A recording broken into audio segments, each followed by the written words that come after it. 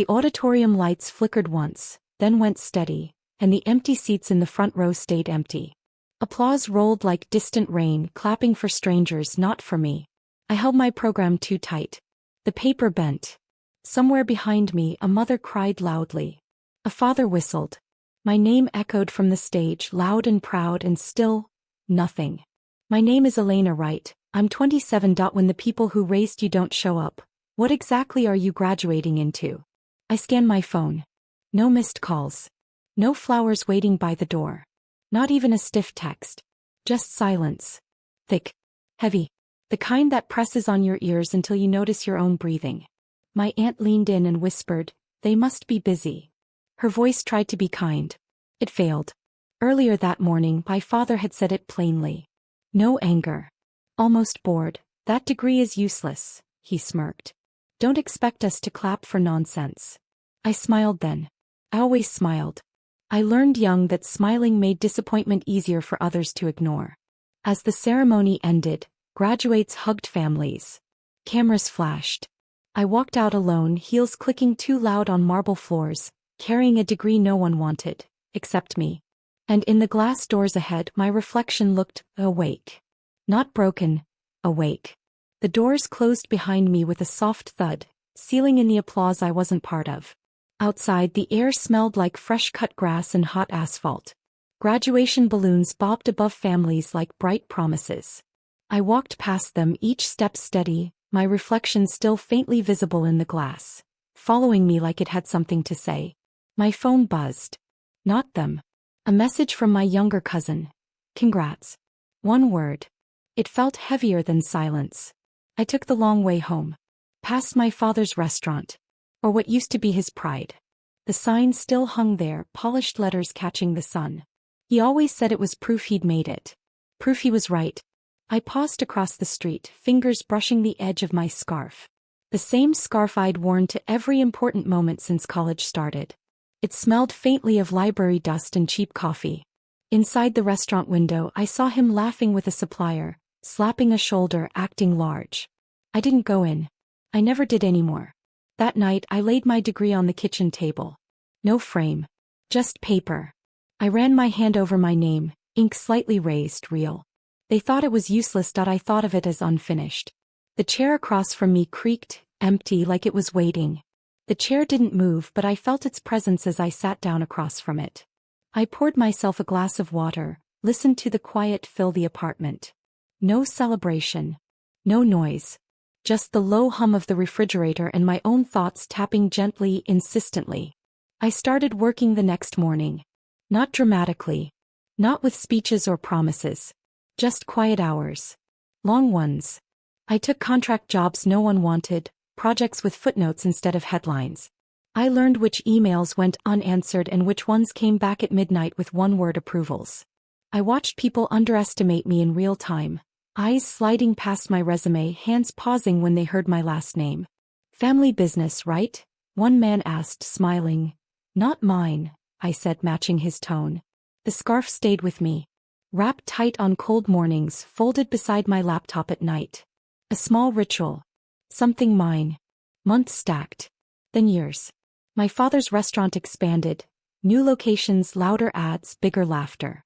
At family gatherings, he'd clap men on the back and introduce me as, still figuring things out. My mother would nod, apologetic, as if I'd spilled something I refused to clean. I kept signing papers. Quiet ones. And every signature felt like a door closing somewhere I wasn't invited to. One afternoon, the skyline shifted. Not dramatically. No explosions. No speeches. Just a crane where there hadn't been one before. Then another. Steel ribs rising against the sky, slow and deliberate. I watched from my office window, coffee cooling in my hand, the city stretching into something new. The deal had taken 18 months. 3 revisions. 2 moments where I almost walked away. I signed the final page with a pen that kept skipping, my name slightly uneven, but binding. When I stood up, the chair behind me scraped softly like it approved. "Congratulations," my partner said, already glancing at his phone. "Thank you," I replied, already thinking ahead. That evening my mother called. Her voice was light, careless. "Your father heard about a development downtown. He says it's impressive. I said nothing. Let silence do the talking. At Sunday dinner he laughed louder than usual. Poured himself another drink. City's changing, he said. Smart people are moving fast. I watched his reflection in the dark window. Proud, certain, untouchable. The scarf rested on my lap, folded neatly like a secret. The building's name hadn't been announced yet. But it would be. And when it was, there would be no applause, only recognition. The announcement came quietly the way real things do. A short article. A clean photo. Steel and glass catching early light. My company's name sat at the bottom, understated, easy to miss unless you were looking for it. I folded the paper once, then again, and slid it into my bag beside the scarf. At work no one celebrated. They just nodded differently. Voices softened. Doors opened faster. Respect doesn't clap, it adjusts. That evening my phone rang. My father's number. I let it ring twice longer than usual. He laughed before I could speak. A warm, practiced sound. Looks like you landed on your feet, he said. We should have dinner. Catch up. We need to talk. The word sat between us like a test. Of course, I replied. Come, neutral. Where? He named the place without thinking. His place. The restaurant that carried his name in metal letters. The one he believed still belonged to him in every way that mattered. I smiled at my reflection in the darkened window. It smiled back, steadier now. Awake. I'll make the reservation, I said. I know a place. The line went quiet for half a second. Then he laughed again. He didn't know yet.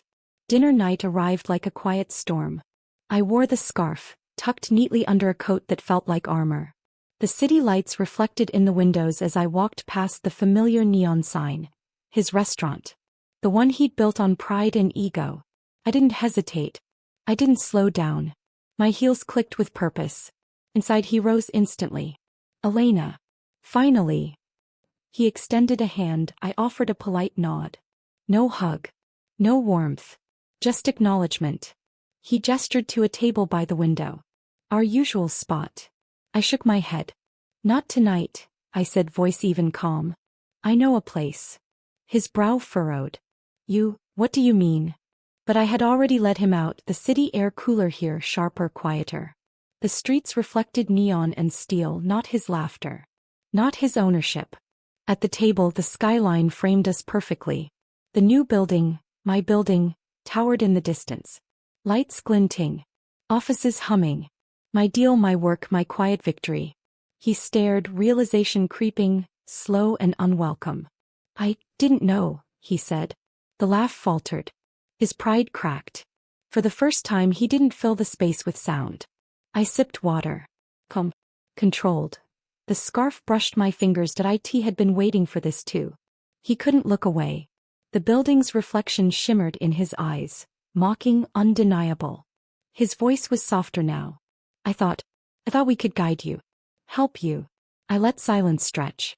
Let the city breathe for me. Let the chair across the table, empty, patient, hold its place. I didn't need guidance, I said, measured. I needed space. He laughed nervously, a bark this time, not the confident melody of years past. Space. I never realized. You never saw, I interrupted. You didn't come to graduation.